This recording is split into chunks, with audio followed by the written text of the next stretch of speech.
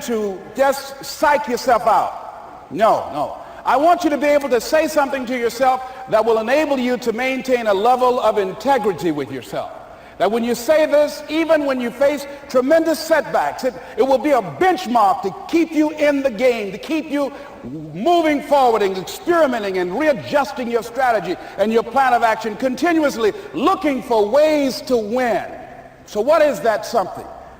When you got an idea you want to move on, you might not have the money, you might not have the education, you might not have the support or the resources you need. What is that something that can keep us going, that will enable us to act on our dream? What's one of those keys that will begin to help us to discover the secrets to our dream?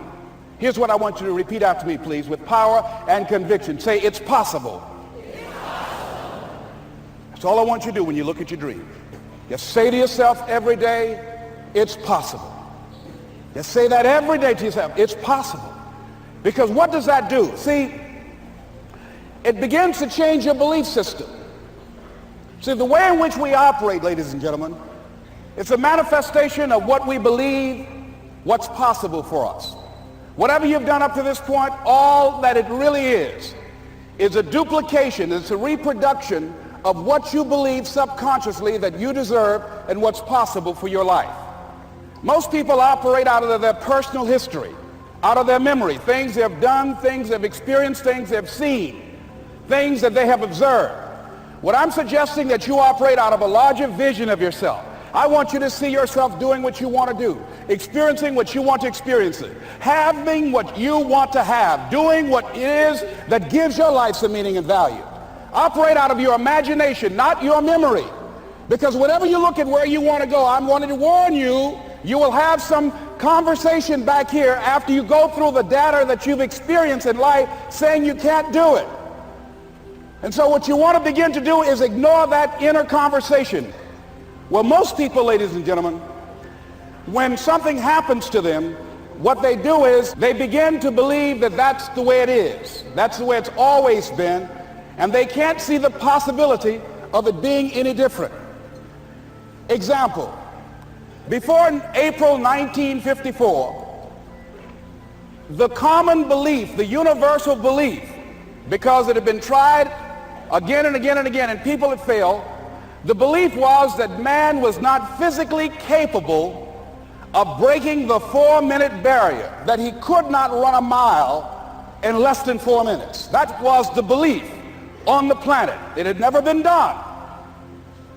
But here's what happened, ladies and gentlemen. Roger Bannister came along and he broke the 4-minute barrier. Now here's what's significant about that. Since that time, up to this day, over 20,000 people have done it, including high school kids. What changed? 20,000 people, what changed? Here's what happened when they got on the track. They knew it had been done. And because they knew it had been done, there was a new belief about this barrier, about this goal that was unreachable. And those 20,000 people got in the race believing, knowing in their heart that someone had done it, that it's possible that they could do it. And I'm saying that if you know anybody that had some goal, some dream, something they wanted to do, and they did it, then I'm saying that you know in your heart that if someone has done it, then you can do it. It's possible. And that if someone can make their dream become a reality, that it's possible that you can make your dream become reality. And so as you begin to look at where you want to go, beginning to embrace that, it's possible. I'm blessed and highly favored. I've got a lot going for me. I got some good stuff in me. And it's possible that I can bring my greatness out here in the universe. That I can do what I want to do. It's possible I can write my own book. I can have my own business. I can take the trip and travel around the world. It's possible. I can bounce back from adversity and reinvent my life. It's possible. Regardless of where I am, the things can get better for me. It's possible. I'm thinking about two men right here in Chicago who are fairly successful, similar background, educated.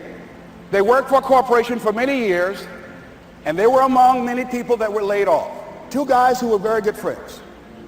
One went out looking for a job for several weeks along with the other one, and they faced disappointment and rejection again and again and again. They couldn't find any work, which is the story of many people across this country.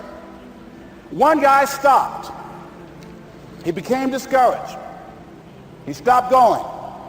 He stayed home looking at television, became very argumentative and toxic with his wife, drinking beer, getting on the phone, talking to his other negative, unemployed friends. And he just gave up. The other guy kept looking for a job everywhere he could go. Every time he could get an opportunity, kept asking people, networking, checking the newspapers every day.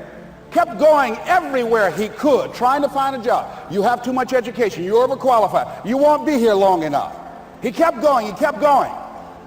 He went to a place and said, look here, I tell you what, if you can't hire me, and I know you can use my talents, abilities, and skills, I don't want to sit home and do nothing. Just let me do some volunteer work. You don't have to give me anything, all right? I just want to work. I want to be busy. Guy said, okay, it's on you now, but don't expect me to give you anything. It's okay. This guy came in and worked. He was the first one there. The last one to leave was the best employee there. About 4 weeks later, one of the top managers quit. They were looking for a replacement. Guess who they selected? This other guy. This guy who was volunteering his time. He got the job. What was the difference between the two men? Eyesight and mindsight. Eyesight is judging on what you see, judging according to appearances. But mindsight is how you interpret what you see. One guy said, it's not possible, it's over, I'm finished. I can't do it. I can't make it. He surrendered. I've faced rejection again and again. I'm not going anymore. There are no jobs out there. But this other guy, he felt that in spite of the no's and rejections, in spite of how bad the economy is, in spite of what the newspapers are saying, that it's possible that somebody somewhere will give me a job. He just kept going, thinking it was possible. And guess what, ladies and gentlemen? That's what we have to do with our dreams. Because things happen to you in life that you can never, ever anticipate. And many times when those things happen, you want to give up. I remember when I was in broadcasting, when I was a disc jockey, I became very controversial, not only in being a disc jockey, but I felt that radio was something that you not only entertain people with, but you also empower them, you educate them. And I got fired. I didn't just leave, they fired me. That was a shock. I said, wait a minute. They took my microphone. I thought that was who I was. No, ladies and gentlemen, it wasn't. I had to do something else. And I didn't know what else I could do. See, here's what I'm looking at. What are the uses for your life right now that you haven't even reached for yet? See, I believe that when you don't have enough encouragement to act on your dreams or ideas, or you're not enlightened enough, that life will act on you. See, life had moved on me and said, Les Brown, you have outgrown this. It's time for you to do something else. Well, I wasn't enlightened enough. I organized some disc jockeys and got my job back. So they had to fire me again. I got fired twice. Here's what I did. I had to think of something else. And so a guy suggested to me, he said, Les, why don't you run for office? I said, man, I've never run for office. I've never known anything about how to operate in the political arena. I've heard encourage people to register to vote and get out to vote, but I don't know anything about politics. He said, well, neither do the people who run for office all the time. So I ran. Now here's what I'm suggesting. I ran. You got to do what you can where you are with what you have. I didn't have any money. I didn't know anything about the political process. I didn't even have any support. But here's what the guy told me. It's possible you could win. That's all I had. I was running against an endorsed candidate. He was an incumbent. He had the newspaper support, all of the leadership in the community. And I was challenging this guy. So I had a saying when I was on radio, stand up for what you believe in because you can fall for anything. And I would go door to door. I have my kids on one side of the street. I would be on the other. And I'd knock on doors. Hello, my name is Les Brown. Tell everybody I'm still standing. They get on the phone. Child, Les Brown was to my house today. You know the boy on the radio with the big mouth? Yeah, they found him, honey. Say he's still standing. See, I'm saying just keep moving. Don't start feeling sorry for yourself. Don't spend time blaming and talking about what happened to you. See, whatever you talk about, that's what you multiply and expand in your life experience. So don't talk about stuff unless you want it to keep on happening to you, all right? And I continue to do that. Had my children with me. We're going door to door. Didn't have enough money. Eventually, we got close to the election and something happened that really surprised me. Guys who I thought were going to either support me or stay out of it, various powerful community leaders, they became involved in it and they endorsed my opponent. I felt devastated. Now that's going to happen to you when you're working on your dream. Things are going to happen that's going to catch you on the blind side. That was shocking to me. They didn't have to do that. All they had to do was just stay out of it. But here they go, come up in there messing with me.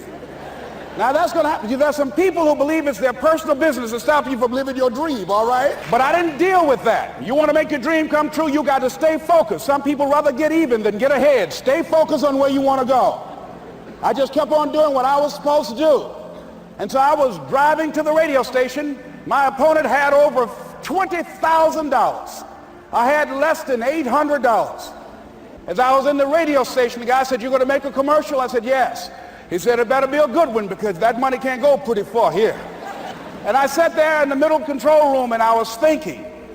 And here's what happens when you get still. Stuff will start coming. Something said, call your mama. You used to talk about your mother on the air all the time. Ask her to say a few words for you. That'll be a different kind of political spot. So I called my mama. And I had a gospel record playing in the background. And then I had my mother say, "Hello, this is Mrs. Mamie Brown. When I raised my sons, I raised them to be good children. When they got out of hand, I beat their behind and made them go right. Please vote for my son. He's a good boy." Usually in the state representative race, maybe 3,000 or 4,000 people will come out to vote in a primary.